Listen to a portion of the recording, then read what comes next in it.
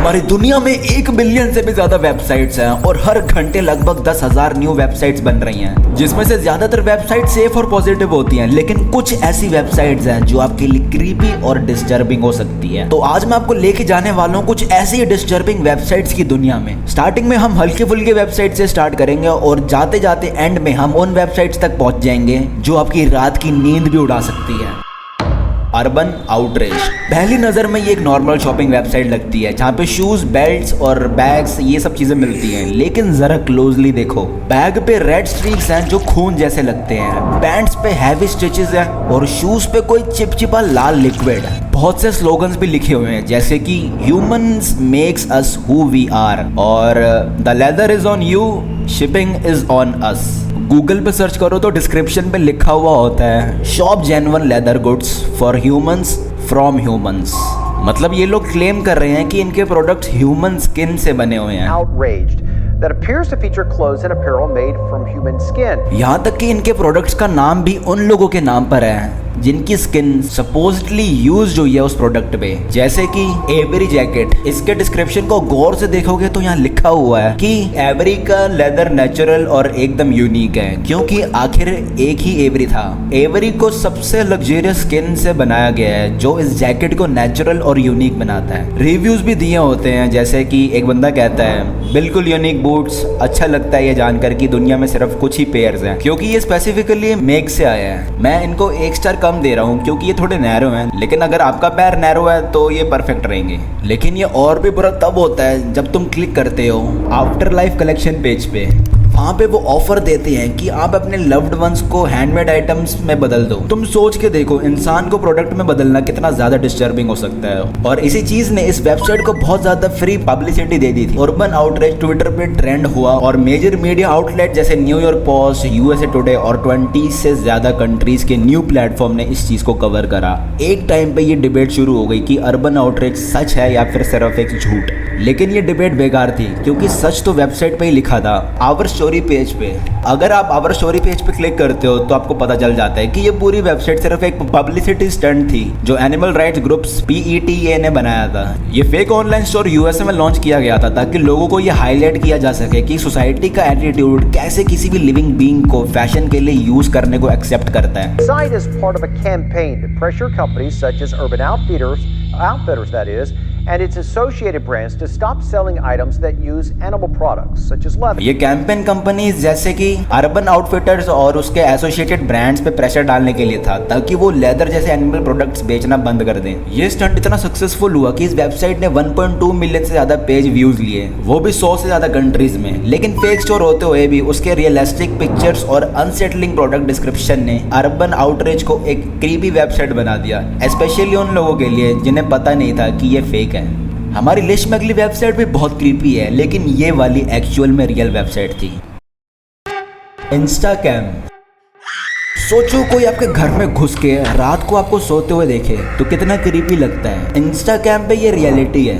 2016 में Shelby EV नाम की एक वुमेन जो कि ओरेगोन से थी, उसने फेसबुक पे एक डिस्टर्बिंग पोस्ट शेयर की। उस पोस्ट में शेल्बी ने एक्सप्लेन किया कि वो अपने बेटों के साथ live satellite images of earth देख रही थी ताकि वो अपने नेक्स्ट वेकेशन के लिए जगह ढूंढ सके। ब्राउजिंग करते करते उनको एक वेबसाइट मिली जो अपने आप को लाइव कैमरा व्यूअर बोल रही थी। उन्होंने सोचा कि वहाँ वर्ल्ड के इंटरेस्टिंग लोकेशंस का लाइव वीडियो देखेगा, लेकिन जो उन्होंने वहाँ देखा वो सिर्फ इंटरेस्टिंग नहीं, वो दिमाग हिला देने वाली चीज थी। वेबसाइट पे 1000 ऑफ होम्स के प्राइवेट सिक्योरिटी कैमरास का लाइव फुटेज स्ट्रीम हो रहा था। शेल्बी ने तुरंत फेसबुक पे मदर ग्रुप्स को वार्न किया कि उनके सिक्योरिटी कैमरास हैक हो गए हैं और उनके घर का फुटेज ऑनलाइन स्ट्रीम हो रहा है। शेल्बी का वायरल पोस्ट मिलियंस ऑफ लोगों तक पहुंच गया और उन्होंने डिस्कवर किया इंस्टाकैम।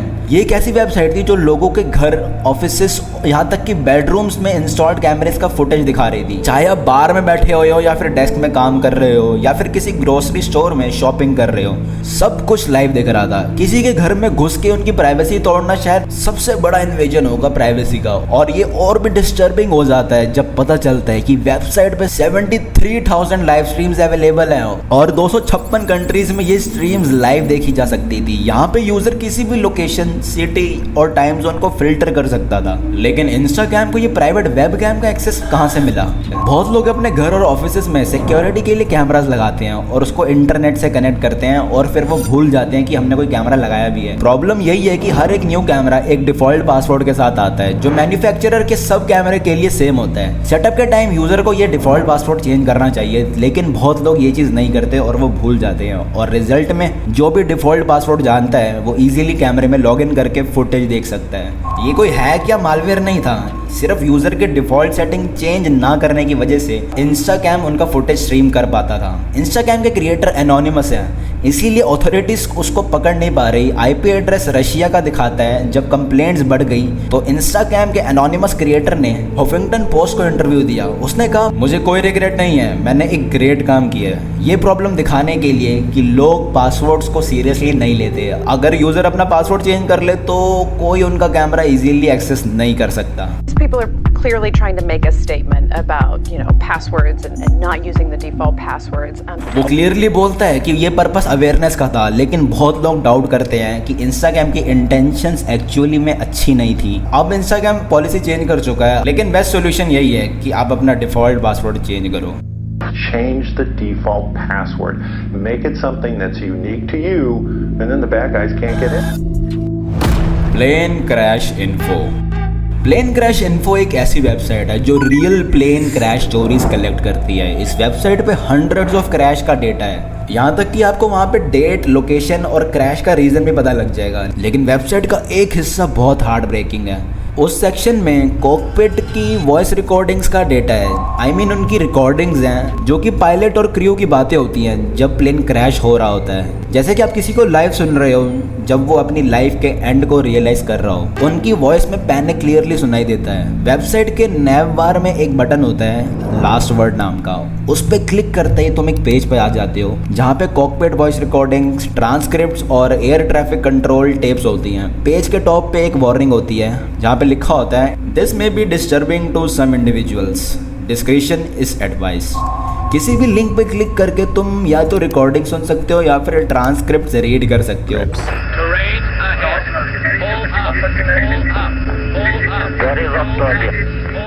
पेज स्क्रॉल करते हुए तुम्हें फ्लाइट के साथ साथ उनके लास्ट वर्ड भी दिखेंगे, जैसे कि माँ I love you, good night, goodbye, be fresh. ये पढ़ना ही बहुत अनकंफर्टेबल है किसी के लिए, लेकिन वेबसाइट का एक और पेज उतना ही अपसेटिंग है, स्ट्रेंजर्स एंड अनयूजुअल एक्सीडेंट्स। तो इस नाम के हिसाब से यहाँ पे वो प्लेन क्रैशेस लिस्टेड हैं जो किसी स्ट्रेंज रीजन की वजह से हुए थे। यहाँ पर 1933 तक की भी रिपोर्ट्स मिल जाएंगी आपको, जैसे कि एक एयरक्राफ्ट जो कि हॉट एयर बलून से टकरा गया, या फिर एक वल्चर जो पायलट के विंडो से क्रैश हुआ, और एक पैसेंजर जिसकी सिगरेट एक्सीडेंटली प्लेन में फायर लगा देती है। वेबसाइट पे और भी इंटरेस्टिंग पेजेस हैं। एक पेज जहाँ पे क्रैशेस को एयरलाइन के हिसाब से कैटेगराइज किया गया है, एक पेज जहाँ पर फेमस लोगों के प्लेन क्रैशेस के बारे में लिखा हुआ है, और एक पेज में प्लेन रैक पिक्चर्स हैं, और दूसरे पेज में गूगल अर्थ यूज करके आप एग्जैक्ट क्रैश स्पॉट देख सकते हो, और एक पेज का नाम था 100 वर्ड्स जहाँ पे आपको सबसे बुरे 100 क्रैशेस की लिस्ट मिल जाएगी। वेबसाइट बनाई गई थी लोगों को एविएशन सेफ्टी में एजुकेट करने के लिए, लेकिन क्रैश और फैटिलिटीज के बारे में इतनी डिटेल दी गई है कि किसी विजिटर के लिए ये एक्सपीरियंस काफी डिस्टर्बिंग बन जाता है। The Black Vault. Black Vault सिर्फ एक वेबसाइट नहीं थी, ये एक ट्रेजर ट्रोव था सीक्रेट्स का। ये वेबसाइट 1996 में बनी थी और यहाँ पे 1.4 मिलियन से भी ज्यादा पेजेस हैं जो कि top secret government cover ups के डीक्लासिफाइड डॉक्यूमेंट से भरे हुए हैं। वेबसाइट में इन डेप्थ ऐसे और डिस्कशंस भी मिलती हैं जो दुनिया के सबसे अजीब कॉन्स्पिरेसी थ्योरीज को कवर करती हैं, जैसे कि हिटमैन, एलियंस, इल्यूमिनाटी और बिगफुट के बारे में भी यहाँ मेंशन हो रखा है। लेकिन सबसे शॉकिंग बात तो ये थी कि इस वेबसाइट को बनाने वाला सिर्फ एक 15 साल का बच्चा था, 15 years old. How did you get involved in this? जो कि 1996 में हाई स्कूल में पढ़ता था, जिसका नाम था जॉन ग्रीनवॉल्ड जूनियर, जो एलियंस और यूएफओ से बहुत ज्यादा फैसिनेट था। एक दिन उसने एक वेबसाइट देखी जिसमें लिखा था कि उनके पास रिलायबल वेरीफाइड इंफॉर्मेशन है एक एलियन मदरशिप के बारे में जो ईरान के ऊपर देखा गया है, और ये इन्फो यूएस गवर्नमेंट के डीक्लासिफाइड डॉक्यूमेंट से मिली थी। जॉन को लगा कि ये सीक्रेट एजेंसीज बहुत कुछ छुपा रही हैं हमसे, और फिर अगले 28 सालों तक उसने अपनी लाइफ डिवोट कर दी कॉन्स्पिरेसी थ्योरीज में, सीक्रेट प्रोजेक्ट और डीक्लासिफाइड डॉक्यूमेंट्स को ढूंढने में। जॉन ने इन सब चीज़ों को पब्लिश भी किया। और इसी का रिजल्ट था theblackvault.com। इस वेबसाइट का सबसे अजीब केस है एक secret mind control experiment MK ultra. ये CIA का टॉप सीक्रेट प्रोग्राम था जो 1953 से लेकर 1973 के बीच तक चला। तो इसका एम था ह्यूमन बिहेवियर को कंट्रोल करना, उनकी इंफॉर्मेशन एक्सट्रैक्ट करना और फॉल्स मेमोरी इम्प्लांट करना। द ब्लैक वॉल्ट में MK अल्ट्रा के 20,000 पेज के डॉक्यूमेंट्स हैं जो इस प्रोग्राम के सबसे डार्क एस्पेक्ट्स रिवील करते हैं। MK अल्ट्रा में हिप्नोसिस, ब्रेन वॉशिंग और ट्रुथ सीरम बनाने तक के एक्सपेरिमेंट्स थे।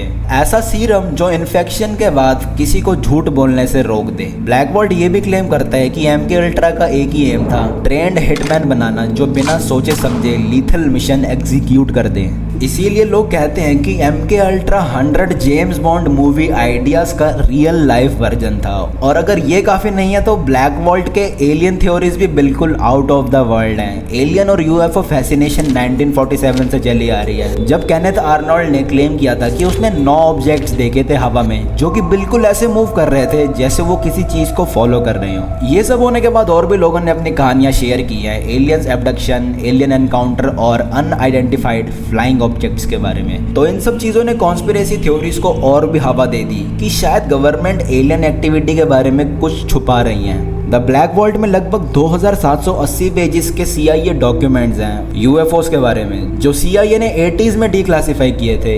इन रिपोर्ट्स में ऐसी कहानियां लिखी हुई हैं जो बताती हैं कि एलियंस शायद हमारे बीच हो सकते हैं। Millions of government documents regarding UFOs that have since been released through your website, Black Vault. Is there damning evidence amongst these files? I mean, what do we need to know? Document में UFO sightings का जिक्र है अलग अलग reason से, जैसे Morocco, Iran और Ukraine. Report में लिखा हुआ है कि एक स्ट्रेंज लेट नाइट एक्सप्लोजन हुआ था रशिया के एक छोटे से टाउन में और एक सस्पिशियस एयरक्राफ्ट जो मिलिट्री बेस के ऊपर उड़ रहा था, और भी कई ऐसे अनएक्सप्लेन्ड इवेंट्स थे उस रिपोर्ट में। लेकिन इतने साल बाद भी बहुत से रीजन में UFOs देखे गए हैं, लेकिन इनका कोई भी एक्सप्लेनेशन अब तक नहीं मिला है। इन फाइल्स में कॉन्फिडेंशियल मैसेजेस भी हैं जो CIA के UFO एक्सपर्ट्स के बीच हुए थे, जहां पर वो डिस्कशन कर रहे थे एलियंस हमारे ही प्लेनेट के अंदर हैं और वो हमारे ही बीच कहीं रह रहे हैं। ग्रीन वॉल्ट को UFO कम्युनिटी में हीरो माना जाता है क्योंकि उनकी वेबसाइट पर इतनी सारी जानकारी अवेलेबल है। एग्जिट मुंडी। एग्जिट मुंडी एक ऐसी वेबसाइट है जो दुनिया के खत्म होने के हर तरीके को लिस्ट करके डिस्क्राइब करती है, चाहे वो एस्टेरॉयड का अर्थ से टकराना हो या फिर AI का कंट्रोल ले लेना। एग्जिट मुंडी हर थ्योरी को साइंटिफिक एनालिसिस के साथ एक्सप्लेन करती है ताकि वो ज्यादा बिलीवेबल लगे, जैसे कि ये सब चीजें सच में भी हो सकती है। शुरू में एग्जिट मुंडी एक डिस्टर्बिंग वेबसाइट नहीं थी, ये बस मजाक मजाक में बनाई गई थी। मैरन कॉमन्स जो नीदरलैंड के एक प्रोफेशनल साइंस जर्नलिस्ट हैं जिसने इस वेबसाइट को 2001 में लॉन्च किया था, उन्होंने ये वेबसाइट इसीलिए बनाई क्योंकि उन्हें दुनिया के अंत के बारे में रिसर्च और लिखना पसंद था। वक्त के साथ कॉमन ने और भी ज्यादा सिनेरियोस कलेक्ट कर लिए और ये वेबसाइट अपने स्कैरी डूम्सडे प्रेडिक्शन के लिए फेमस हो गई। एग्जिट मुंडी का एक सबसे अजीब प्रेडिक्शन है मास इंसैनिटी सिनेरियो। इसमें दुनिया के सारे लोग पागल हो जाते हैं, ये पूरी दुनिया पागल लोगों से भर जाती है जो पेड़ों पे चढ़ रहे हैं, बिल्डिंग से कूद रहे हैं और पक्षियों की तरह अपनी बाजू हिला रहे हैं। इवन मिलिट्री कमांडर्स भी पागल हो जाते हैं और न्यूक्लियर वेपन लॉन्च करके दुनिया को तबाह कर देते हैं। लेकिन एग्जिट मुंडी ने ये प्रेडिक्शन किया था कि ये मास इंसैनिटी सिनेरियो 2020 में होगा, लेकिन 2020 5 साल पहले निकल चुका है। इसके अलावा भी काफी अजीब सिनेरियोज हैं, जैसे कि द बिग क्रम्बल जिसमें सब कुछ बिखर जाता है और इंसान पिघल के एक बदबू वाले लिक्विड के पडल्स बन जाते हैं, या फिर अर्थ शैटरिंग कैबूम जिसमें एक मैसिव एस्टेरॉयड इम्पैक्ट या सुपर वोल्केनो इरप्शन से पूरा प्लेनेट खत्म हो जाता है, या फिर द रोबोट वॉर जिसमें मशीन इंसानों के खिलाफ रिवॉल्ट करती है। और AI की आज की प्रोग्रेस देख के ये इतना भी इम्पॉसिबल नहीं लगता। लेकिन एग्जिट मुंडी अकेली ऐसी वेबसाइट नहीं है जो दुनिया के अंत के बारे में बात करती है। Death date. डेथ डेट एक ऐसी मिस्टीरियस वेबसाइट है जो प्रेडिक्ट करती है आपके अंतिम दिन को। वो एग्जैक्ट डेट बताती है कि आपकी किस दिन मौत होगी। ये वेबसाइट तुमसे कुछ बेसिक इन्फॉर्मेशन मांगेगी और सेकंड्स में तुम्हारी डेथ डेट कैलकुलेट करके दे देगी। ये आइडिया काफ़ी डिस्टर्बिंग था, लेकिन कुछ लोग सोचने लगते हैं कि शायद जो डेट साइट ने दी है वही सच हो। जब तुम वेबसाइट पर जाते हो तो एक डार्क होम पेज दिखाई देता है और बैकग्राउंड में एक स्कल होता है। बीच में एक मैसेज लिखा होता है, ये मिस्टीरियस टूल तुम्हें जिंदगी के सबसे से इम्पोर्टेंट सवालों का जवाब देगा। तुम्हारा वक्त कब आएगा, देर मत करो, डिटेल्स भरो और कैलकुलेट करो। तो उस फॉर्म में तुम अपनी या किसी और की इन्फॉर्मेशन भी डाल सकते हो और फॉर्म के नीचे लिखा होता है remember you are using this site at your own risk. तो इस वेबसाइट में अलग पेज भी है जहाँ पे सेलिब्रिटीज की प्रेडिक्टेड डेथ डेट्स लिस्ट करी गई हैं, जहाँ पे बहुत से हॉलीवुड स्टार्स का नाम था, जैसे कि Angelina Jolie, Brad Pitt, Britney Spears, Eminem, Beyonce और भी बड़े बड़े आर्टिस्ट। लेकिन कोई नहीं जानता कि इस वेबसाइट को किसने बनाया या क्यों बनाया। फुटर में कॉपीराइट 2006 का लिखा हुआ है, इसका मतलब है ये काफ़ी पुरानी वेबसाइट है। तो इस वेबसाइट के फॉर्म में तुम अपना नाम, बर्थडे, सेक्स, हाइट, वेट और स्टिमुलेंट्स को फिल कर सकते हो। फॉर्म के ऊपर साफ सीधा लिखा हुआ है डेटा शेयर करने से मत डरो, ये डेथ डेट कैलकुलेशन के लिए ज़रूरी है। तुम्हें सिर्फ इस बात की फिक्र करनी चाहिए कि तुम्हारे पास कितना वक्त बचा है। ज़्यादातर लोग इसे एक पीयर प्रैंक समझते हैं, लेकिन कुछ लोग इसे बहुत सीरियसली ले लेते हैं। एक रेडिट पोस्ट में एक यूज़र ने वार्न किया था कि ऐसी वेबसाइट्स यूज़ मत करो। उसने अपने एक दोस्त जैक का एग्जाम्पल दिया जिसका डेथ डेट एग्जैक्टली वैसा ही आया जैसे उस वेबसाइट ने प्रेडिक्ट किया था। लेकिन इस स्टोरी ने लोगों को डराने के बजाय और ज़्यादा लोगों को अट्रैक्ट कर दिया। बहुत से रेडिट यूज़र ने तुरंत अपना डेथ डेट चेक किया और कमेंट में शेयर किया, जहाँ पर एक बंदे ने लिखा वेबसाइट के मुताबिक मैं 72 साल की एज में मरूंगा, ठीक है, जिंदगी पूरी तरह जी लूंगा। वही दूसरे बंदे ने लिखा मेरी डेथ डेट जून 14, 2080 है, काफी लंबी लाइफ है। ये रेडिट स्टोरी सच है या नहीं ये कोई नहीं जानता, लेकिन कई लोगों को मौत के बारे में सोचने से ही डर लगता है। टेमाइस। अक्टूबर 2023 में एनपीआर ने एक आर्टिकल पब्लिश किया जिसका टाइटल था too dangerous why even Google was afraid to release this technology.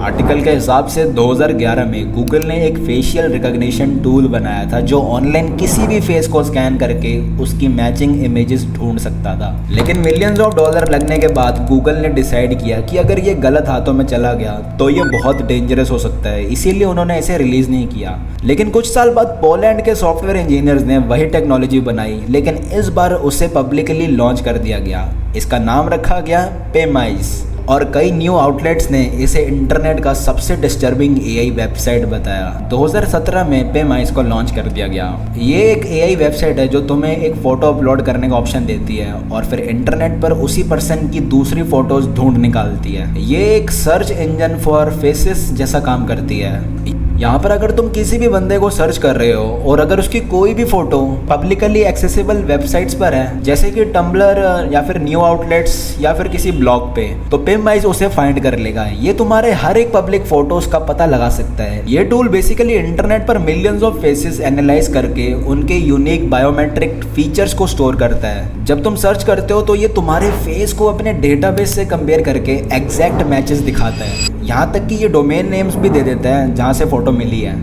जिन लोगों ने इस टूल को बनाया है वो कहते हैं कि ये टूल उन्होंने प्राइवेसी प्रोटेक्ट करने के लिए बनाया है ताकि लोग देख सके कि उनकी फोटोज ऑनलाइन कहाँ यूज हो रही है। 2020 में पेमाइस क्लेम करता है कि उनके डेटाबेस में 900 मिलियन फेसेस हैं। इस वेबसाइट के रूल्स में लिखा हुआ है कि अगर आप अपना या किसी और का डेटा सर्च कर रहे हो तो वह परमिशन के साथ ही करना, लेकिन रियलिटी में कोई भी किसी का भी डेटा सर्च कर सकता था। So what happens when a stranger on the street or online can find your identity in less than a second? इस वेबसाइट का बेसिक वर्जन आपको फ्री मिल जाएगा, लेकिन पेड सब्सक्रिप्शन में और भी डेंजरस फीचर्स आते हैं, जैसे कि आप मल्टीपल फेसेस को अपलोड कर सकते हो और अलर्ट सेट कर सकते हो जिससे आपकी जैसी दिखने वाली कोई भी फोटो ऑनलाइन अपलोड होए तो आपको पता लग जाए। क्रिटिक्स का ये कहना है कि ये बेसिकली स्टॉकर्स का ड्रीम होता है, क्योंकि अगर किसी के पास तुम्हारी एक फोटो भी आ जाए तो वो इस वेबसाइट का यूज करके तुम्हारी और फोटोज को ट्रैक कर सकता है, और अगर वो इन फोटोज को blog post, work place website या न्यूज आर्टिकल्स के साथ कंबाइन करे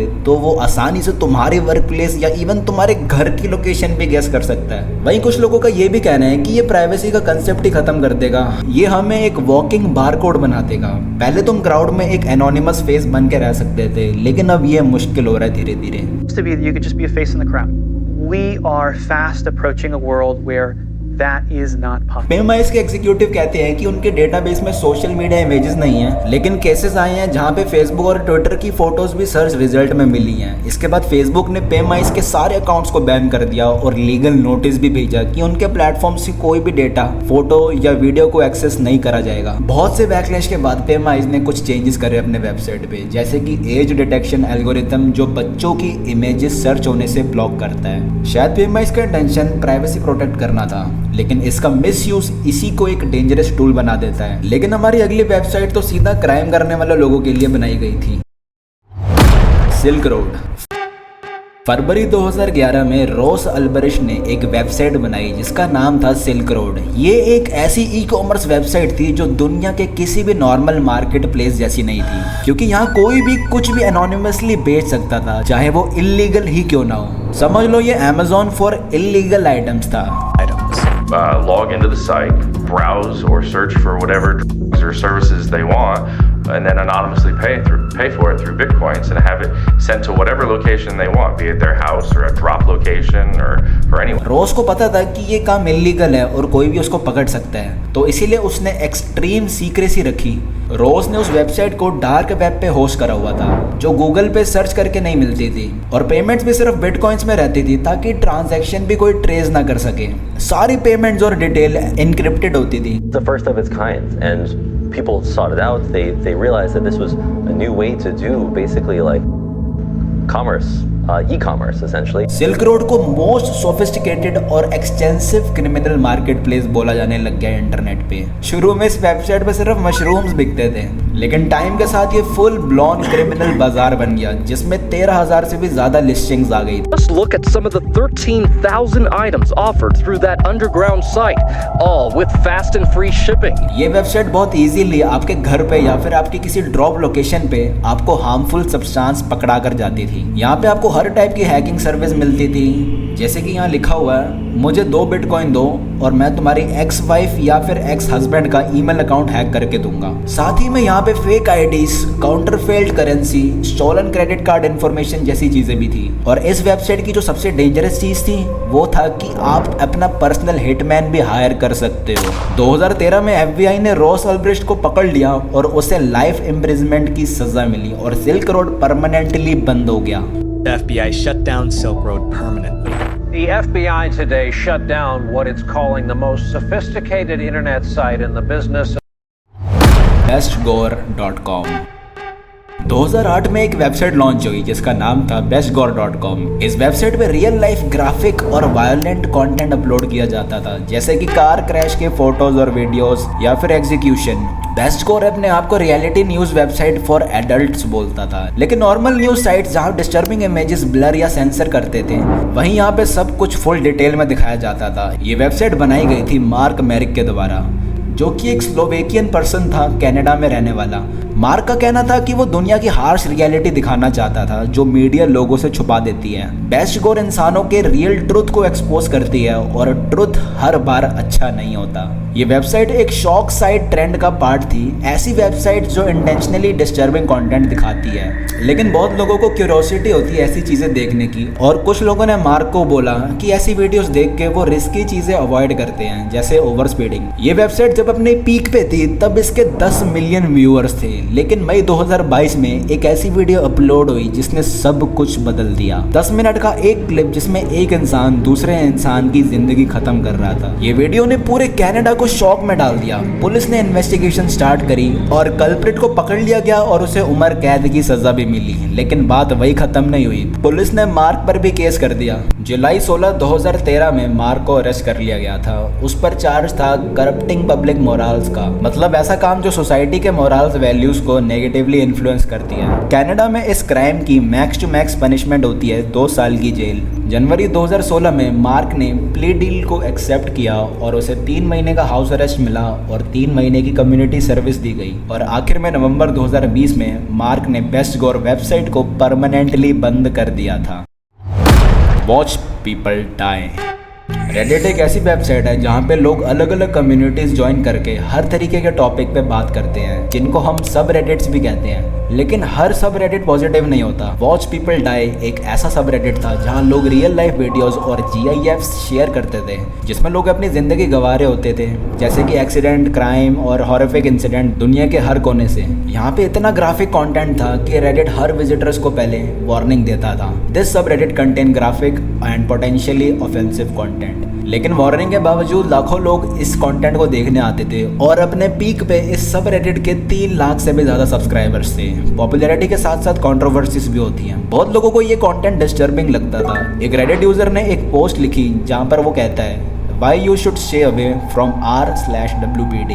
उसने लिखा कि सिर्फ 3 महीने में वो इस कंटेंट से डिसेंसिटाइज्ड हो गया, मतलब अब उसे ऐसी वीडियोस से कोई इफेक्ट नहीं पड़ता था। उसने अपनी पोस्ट के एंड में लिखा, I am begging you please stay away from r/WPD। लेकिन नेगेटिव पब्लिसिटी के बावजूद भी WPD ग्रो करता रहा तब तक जब तक मार्च 2019 नहीं आया। मार्च 2019 में न्यूजीलैंड में एक ट्रैजिक टेररिस्ट अटैक हुआ जिसमें कई लोग मारे गए। ये इंसिडेंट फेसबुक, इंस्टाग्राम और यूट्यूब जैसी जगहों पर लाइव दिखाया गया, लेकिन बाद में इन सारी वीडियोस को रिमूव कर दिया गया ताकि ये स्प्रेड ना हो। लेकिन WPD ने इन वीडियोस को सब रेडिट पे अपलोड कर दिया। उनके लिए ये बस एक और अनफिल्टर्ड रियलिटी का क्लिप था। लोगों ने डिमांड करी कि WPD इन वीडियोस को हटा दें क्योंकि ये विक्टिम और उनके फैमिलीज के लिए डिसरिस्पेक्टफुल था। एक क्लिक में इन वीडियोस को डिलीट किया जा सकता था, लेकिन WPD ने इन वीडियो को डिलीट करने से मना कर दिया। उन्होंने लिखा, ये वीडियो तब तक रहेगी जब तक कोई हमें सेंसर नहीं करता। ये video major social media platform से हटाई जा रही है, लेकिन उम्मीद है कि रेडिट आपको खुद डिसाइड करने देगा कि आप अनफिल्टर्ड रियलिटी देखना चाहते हो या नहीं। क्लिप को ना रिमूव करके पब्लिक आउटरीच और भी ज्यादा बढ़ गया। ज्यादा देर नहीं लगी कि रेडिट ने WPD को बैन कर दिया, ये बोलते हुए कि ये सब रेडिट चैनल रेडिट के कंटेंट पॉलिसी का वायोलेशन है। सो आज हमने जितनी भी वेबसाइट देखी वो दिखाती है कि इंटरनेट कितने एक्सट्रीम लेवल तक जा सकता है। देखो, क्यूरोसिटी नेचुरल होती है, लेकिन आपको हमेशा कॉशंस के साथ ही इन सब चीजों को देखना चाहिए। सो गाइस, जाने से पहले मेरे चैनल को सब्सक्राइब करते हुए जरूर जाना, और साइड में एक वीडियो और आ रही होगी, उसे भी जरूर देखना। और तुम्हारा इन सब वेबसाइट के बारे में क्या ओपिनियन है मेरे को कमेंट में जरूर बताना। तुम क्या सोचते हो इन सब चीज़ों के बारे में। तब तक के लिए हम मिलते हैं एक ऐसी ही अगली वीडियो में। धन्यवाद।